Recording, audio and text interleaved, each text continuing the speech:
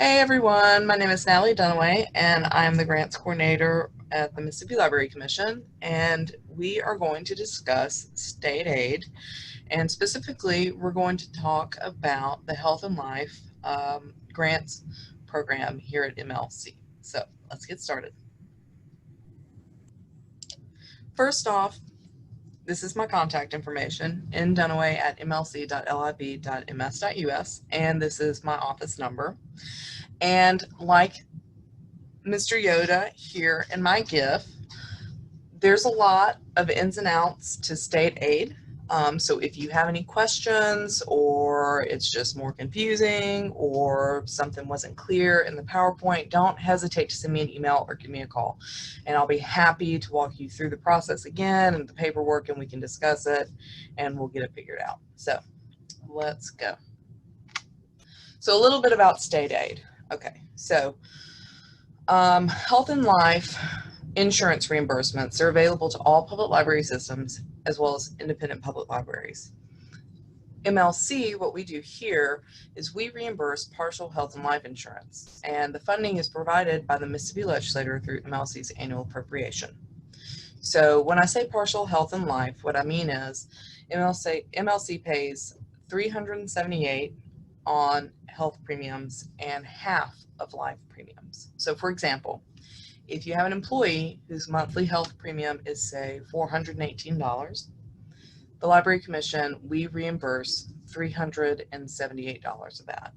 And say their monthly life insurance is $5.40. We'll reimburse up to $2.70 of that. So the state aid, the health and life insurance program, it's for library system employees who are members of PERS and work at least 20 hours a week. Another important note to make is that all health and life is paid a month in advance. So for example, by July 10th to MLC, you submit your July reimbursement request because you paid the July bill on your own in the middle of June. In other words, the July bill will run around June 17th, June 18th, June 15th, somewhere in the middle of June. And then following your payment of that bill, of the July bill, you'll submit a reimbursement request to MLC by the 10th of that month. So it's a little confusing, but we'll get into some examples here in a second. A little more about state aid. So what you'll do is you submit health and life reimbursement requests by the 10th of each month, or payment is delayed to the next month. And for our purposes here at MLC, we require 3 forms. One is the group billing statement, notice of payment due, and I'll show you guys examples of this, so no worries. The group billing statement, notice of payment due, the bill reconciliation, and the MLC reimbursement request form. Now, the group billing statement, notice of payment due, as well as the bill reconciliation are both found on your Blue Cross Blue Shield account online. So you'll log into My Access Blue, you'll view your bill, and that's where you'll find this information. The MLC reimbursement request form is found on our website under our grants page, and we'll go there and I'll show you where to find it. So just as an example, here is MLC reimbursement request form for health and life. So again, it's accessible via the MLC website at MLC's state aid grants page. I actually have a link embedded here, but I'm not sure if you'll be able to access it from the recording. So we'll actually go there in a second. And just looking at it, I'll walk through how to fill one of these out, but just looking at it, you'll see that you'll choose your library system, the coverage month. You'll need to know your total participant counts for health insurance, and information like your life face value amounts for life insurance. And all this will be found on your bills on your Blue Cross Blue Shield account. Here is an example of the group billing statement, notice of payment due. This is just an example bill. So this is actually the bill from Blue Cross Blue Shield. This shows what is charged and if there are any past due balances. So as you can see, it's a little blurry, so I do apologize. But at the top right, it says group billing statement, notice of payment due. at the top left, it has a statement date. So this bill ran on July 17th, 2020. So that's when the bill was generated. And it is the bill for August 2020. It's a bill from August 2020 to September 2020. So this is actually your August bill because it ran in the middle of July. I know it's a little confusing. Again, it's a month in advance. But actually looking at the contents of this page, what you see is the current payment details. So you have your medical premium and your life premium. And then the total premium due is the medical and life together. So there is a thing called a past due balance, and that will show up on this page under your life premium if there is a balance or if there is an amount that wasn't paid the month before. So for example, say you didn't pay your bill the previous month, it's going to show up as a past due balance on this page. And if we do see a past due balance here at MLC, I'm going to ask you to please provide a proof of payment in the form of a check stub so we can see that you actually paid the total premiums as well as the past due amount. And here is an example of a bill reconciliation page. So the bill reconciliation page, again, it's accessible via your My Access Blue account, your Blue Cross Blue Shield account online. What this is this essentially shows that you paid the quote total at the bottom right-hand corner. So the total to the right is $1,184.80. So this is evidence to us that, okay, this person paid their bill. So a little tip here is that this total, what you paid, should match the total premium due on the group billing statement. So again, think of the group billing statement, notice the payment due as your bill, and the reconciliation as proof that you paid your bill. And again, you can access this on your Blue Cross Blue Shield account. All right, so let's take a look at some health and life forms. So what I'm going to do is I'm going to stop sharing my screen. I'm going to pull up the MLC website, and then we'll take a look together. So to access health and life grants, what we're going to do, or the reimbursement request form, excuse me, we're going to go to For Libraries, we're going to go down to Grants,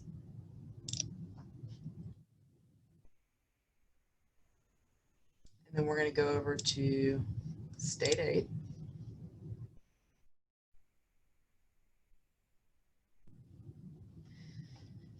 And then it tells you a little bit about PIG, and it tells you a little bit about health and life. And then if you do need it, there is an instruction form here for completing and submitting the reimbursement request forms for health and life. Feel free to take a look and read it. You may find it very helpful. But for the actual reimbursement request form, we'll click on it. And this is what it looks like. So, Mississippi Library Commission Health and Life Insurance Grant Reimbursement Request.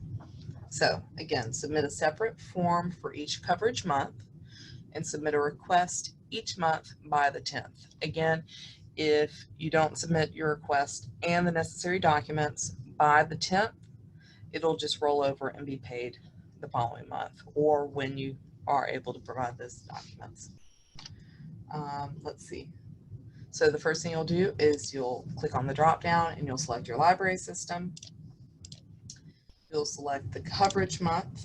So let's say we're doing September 2020. It's middle of August. We've been billed for August. It's the middle of August. We've been billed for September. We paid it. Now we want reimbursement for September. So we'll just pretend we're selecting September. And your health insurance sub-grant number. So we'll do this together. So this is a state aid program. So we'll do S for state, H for health, and then the current fiscal year. So as I'm sure you all know, MLC's fiscal year runs from July 1st to June 30th. So here at MLC, we're actually in fiscal year 21. And we type 360. And then your library system number. If you don't know your library system number, you can call me and I can give it to you. If you do know it, you just put it here. I'll just pick a random number, 52, and then 0. So that's it. So state health, MLC's fiscal year, 360, our system number for you, and then 0. All right, so when you go and you get your bill from Blue Cross online and you're looking at it and you're seeing all of your employees and your participants who are participating in the insurance program, that will go under total participant count. So how many employees do you have who are participants in the insurance? So let's say you have 10 employees, okay, that you're seeking reimbursement for. It'll auto-populate, and this will be the total health insurance amount that MLC will reimburse you up to. All right, now we'll move on to life. So up here, it was state health 21, 360, 52.0. So down here, it'll be state life, our fiscal year 21, 361. Your system number, again, this is just a random number I'm using. If you don't know your system number, call me and I'll tell you what it is. 52.0. All right, so for this to auto-populate your total life premium that will reimburse, you have to know your total life face value. You can find that value on the premium details of your group billing, which is a form that is accessible from your My Access Blue bill page. So let's say you have a total life face value of $150,000. All right, that auto populates to a total life premium of $1,350, which is what MLC will reimburse. Now remember, we reimburse half of the life premium. So if we are reimbursing you $1,350 on your bill, your life premium should be $27. Okay, that's another way to think about it. You can take your life premium and just slash it in half, and that's what will go here in the reimbursement request form for life. Okay, and then you print it, you sign it, date it, and then scan it into me, and I'll process it. So there we go.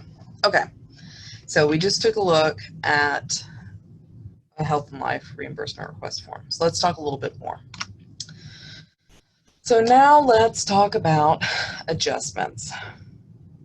So what is an adjustment? If you've ever called me to discuss activity that's occurred on your bill and how to record and submit for reimbursement a new hire or someone who left the library or was terminated, we've talked about adjustments.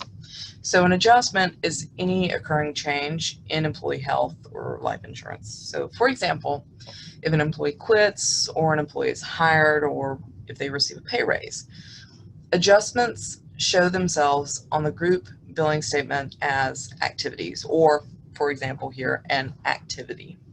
So remember the group billing statement, notice of payment due, what essentially serves as your bill.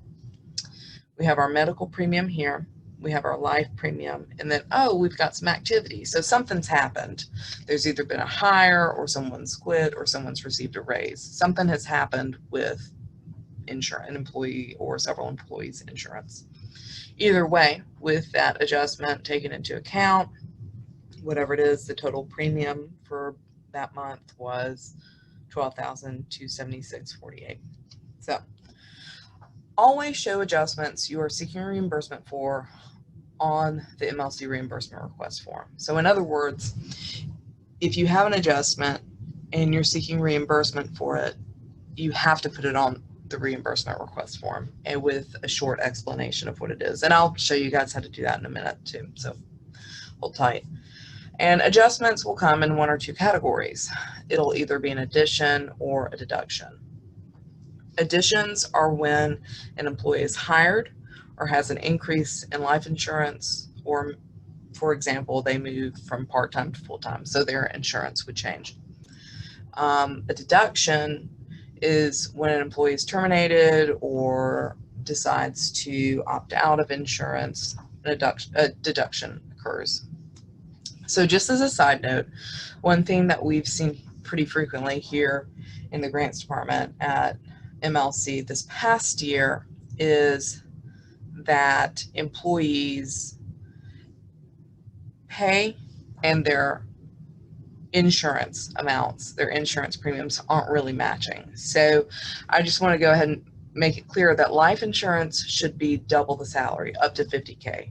So if you have an employee whose pay is 30,000 a year, but their life face value is also 30,000, that's not correct. It should be 60. That way they're getting the correct life premium every month. Okay, so let's take a look at how to put an adjustment into a reimbursement request form. So, okay, I'm going to stop sharing one more time. We're going to pause it, and then I'm going to pull up the reimbursement request form. Here we are back to our reimbursement request form. Again, we're filling it out. We choose our system. We choose the coverage month. We put in our subgrant number. Do it one more time, show you guys.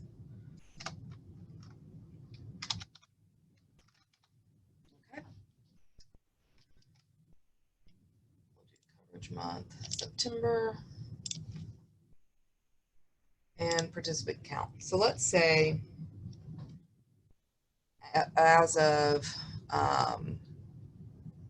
July 1st, you just submitted your August reimbursement. So keep in mind, everything is paid a month in advance.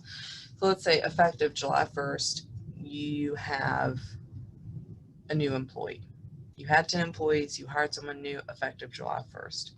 So now you have 11 employees. Okay, now everything's paid a month in advance. So not only do you have 11 employees, but you'll also make an adjustment for the addition of 1 month of health insurance for that employee. 70, oops. So that would be an addition, right? Because this adjustment is occurring as a hire. So we're adding 378. And it auto-populates in and adds to the total premium.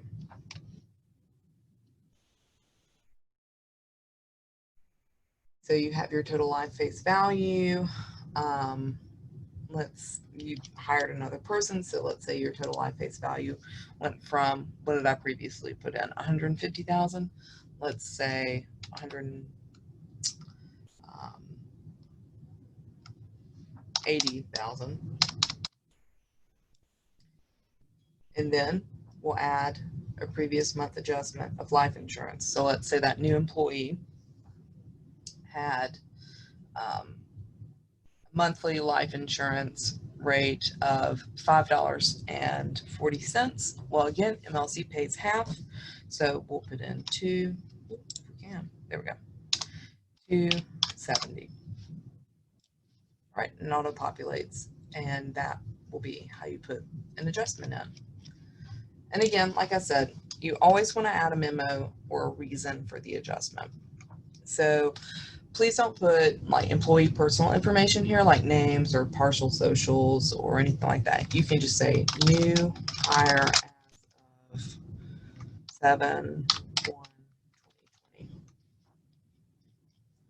You can do the same thing down here, new hire as of 7/1/2020. Okay. All right. And that's essentially how you do an adjustment. You'll, again, print it, sign, date, and send it to me.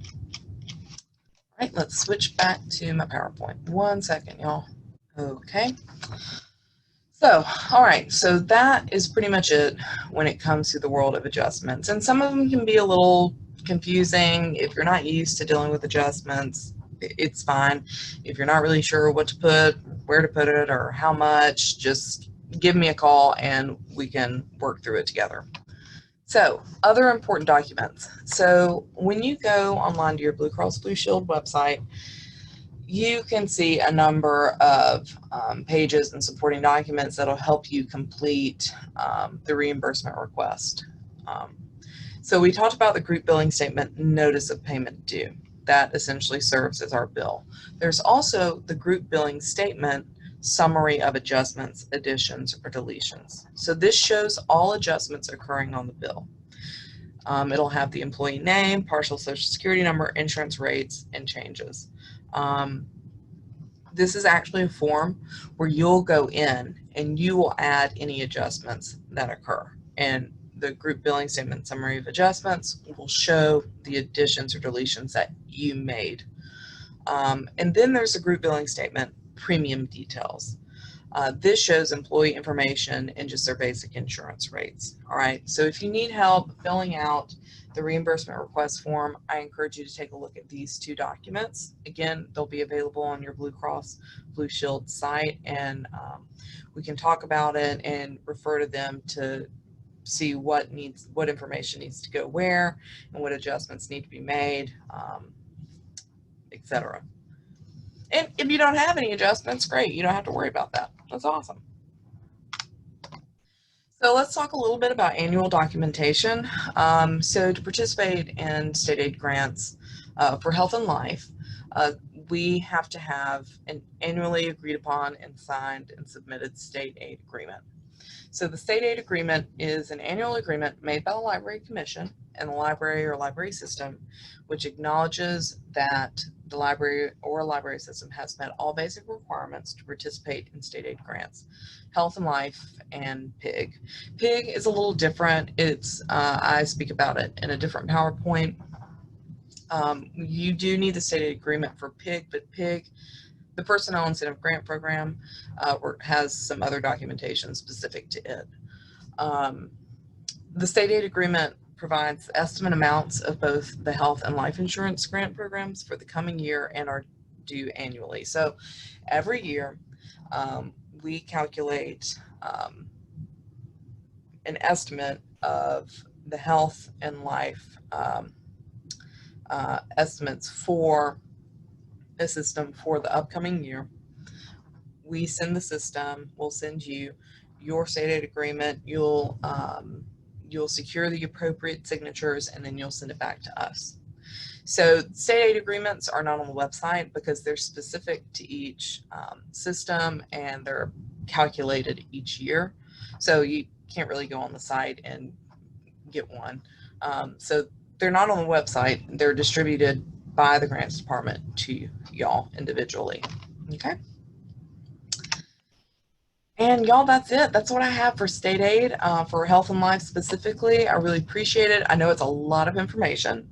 I know if you've never really worked in health and life grants before or health and life insurance before, it's a little confusing. Again, just refer to the beginning of the PowerPoint. Reach out to me with any questions you have. We can work through any questions, or if you hit any walls with it, we can work through that together. And yeah, so I hope that the presentation was informative. Thank you.